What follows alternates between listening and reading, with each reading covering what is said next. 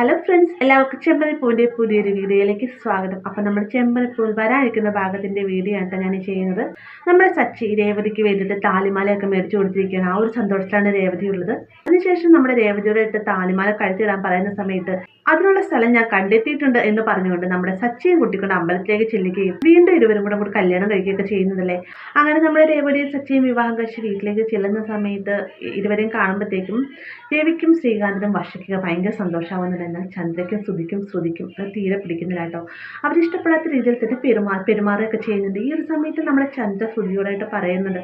ഈ ഒരു സമയത്ത് നല്ല പല തവണകളായിട്ട് നമ്മുടെ ചന്ദ്ര ശ്രുതിയോടായിട്ട് പറയുന്നുണ്ട്, ഇവരുടെ സ്നേഹബന്ധം ഒരുപാട് നാൾ നീണ്ടു നിൽക്കുകയില്ല, ഇവർ തമ്മിൽ പിരിയുന്നത് ഞാൻ കാണും എന്നൊക്കെ നമ്മുടെ ചന്ദ്ര പറയുന്നുണ്ടല്ലേ. അപ്പൊ ചന്ദ്രയുടെ ഈ ഒരു ആഗ്രഹം സാധിക്കുന്നു എന്ന രീതിയിൽ ഒരു ഭാഗം നമുക്ക് വരാനിരിക്കുന്നുണ്ട് കേട്ടോ. അതിന് കാരണക്കാരൻ മറ്റാരുമല്ല, ശരത്താണ് കേട്ടോ. ശരത്ത് ജോലിക്ക് പാർട്ട് ടൈം ജോലിക്ക് പോവുകയാണ്, അതുകൂടെ പഠിക്കുകയും ചെയ്യുന്നുണ്ട് എന്നൊക്കെ പറഞ്ഞ് വീട്ടിൽ കള്ളം പറഞ്ഞുകൊണ്ട് ആന്റണിയുടെ വലം കൈയായിട്ട് പ്രവർത്തിക്കാനല്ലേ അതിൻ്റെതായ തക്ക ശമ്പളവും ശരത്തിന് ആന്റണി നൽകുന്നുണ്ട്. ആ ഒരു കൂറും സ്നേഹവും എല്ലാം തന്നെ ആന്റണിയുമായിട്ട് ശരത്ത് കാണിക്കുകയും ചെയ്യും കേട്ടോ. അപ്പൊ ഇതൊരു ഫ്രണ്ട്ഷിപ്പ് മാത്രമാണെന്നാണ് നമ്മുടെ രേവതിയും രേണുവും ഒക്കെ വിചാരിച്ചിരിക്കുന്നത്.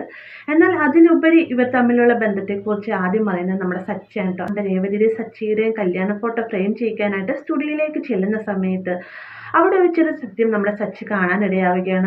ആ ഒരു സമയത്താണ് സച്ചി മനസ്സിലാക്കുന്നത് ശരത്ത് നേരായ വഴിക്കല്ല സഞ്ചരിക്കുന്നതെന്ന്. അങ്ങനെ സച്ചി ശരത്തിനെ നേർവഴിക്ക് കൊണ്ടുവരുന്നതിന് വേണ്ടിയിട്ട് ശരത്തിനോട് സംസാരിക്കാനായിട്ട് കോളേജിൽ ചെല്ലുന്നുണ്ട്. കോളേജിൽ ചെല്ലുന്ന സമയത്ത് ശരത്ത് അവിടെ ഉണ്ടാവുകയില്ല. പിന്നെ പലയിടങ്ങളിൽ അന്വേഷിച്ചിട്ടും ശരത്തിനെ കുറിച്ചൊരു വിവരമില്ല കേട്ടോ. മാത്രമല്ല കോളേജിൽ ചെല്ലുന്ന സമയത്ത് സുഹൃത്തുക്കൾ പറയുന്നുണ്ട് ശരത്ത് കോളേജിൽ വന്നിട്ട് ദിവസങ്ങളായി എന്നൊക്കെ പറയുമ്പോഴത്തേക്കും അവൻ ഇത്രയും നാളും വീട്ടുകാരെ പറ്റിക്കുമായിരുന്നുള്ള സത്യം നമ്മുടെ സച്ചി മനസ്സിലാക്കിയാണ്. അവസാനം തേടി നടന്ന് സച്ചി ശരത്തിനെ കണ്ടെത്തുന്നുണ്ട്. അതിനുള്ള സാഹചര്യം മറ്റൊന്നുമല്ല, മഹേഷ് ആന്റണിയുടെ കയ്യിൽ നിന്ന് കുറച്ച് പണം പലിശയ്ക്ക് എടുത്തിരുന്നല്ലോ.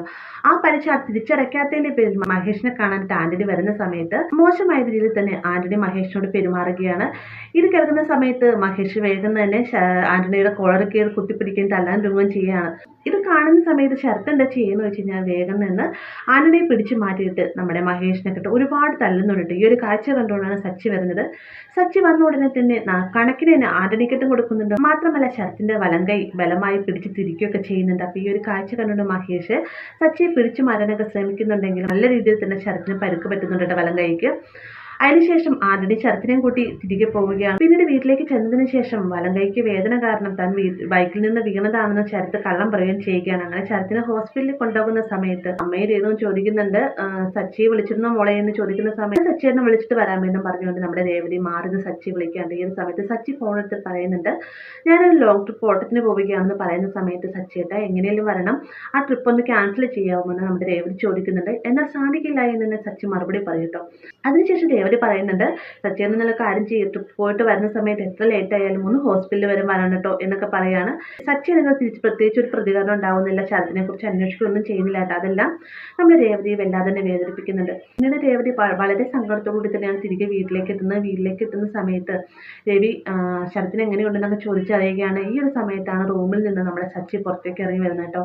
ഈ ഒരു കാഴ്ച കാണുമ്പോഴത്തേക്കും രേവതിക്ക് സഹിക്കാൻ കഴിഞ്ഞില്ല. രേവതി ചോദിക്കുന്നുണ്ട്, നിങ്ങൾ ഇവിടെ ഉണ്ടായിട്ടാണോ ഹോസ്പിറ്റലിലേക്ക് ഒന്ന് തിരിഞ്ഞു നോക്കാതിരുന്നതെന്ന് ചോദിക്കുന്ന സമയത്ത് എനിക്ക് വരാൻ സാധിച്ചില്ല, എനിക്ക് അങ്ങോട്ടേക്ക് വരാനും തോന്നിയില്ല എന്ന് സച്ചി മറുപടി പറയുന്നുണ്ട്. ഈ സമയത്ത് രവി ചോദിക്കുകയാണ്, അപ്പൊ നീ ഹോസ്പിറ്റലിലേക്ക് പോയില്ലായിരുന്നു, ഞാൻ വിചാരിച്ചിരുന്നത് നീ ഹോസ്പിറ്റലിൽ പോയിട്ടായിരിക്കും ഇങ്ങോട്ടേക്ക് വന്നത് എന്ന് കരുതിക്കൊണ്ടിരിക്കുകയായിരുന്നു, എന്താ സച്ചിനെ ഇങ്ങനെയൊക്കെ ചെയ്തതെന്ന് ചോദിക്കുകയാണ്. അപ്പൊ ഇരുവരും തമ്മിൽ, അതായത് നമ്മുടെ രേവതിയും സച്ചിയും തമ്മിൽ ചെറിയൊരു വാക്കേറ്റം പോലെ ഉണ്ടാവുകയാണ്. അപ്പൊ ഈ ഒരു കാഴ്ച കാണുമ്പോഴത്തേക്കും ശ്രുതിക്കും ചന്ദ്രയ്ക്കും ഭയങ്കര സന്തോഷമാവുന്നുണ്ട്.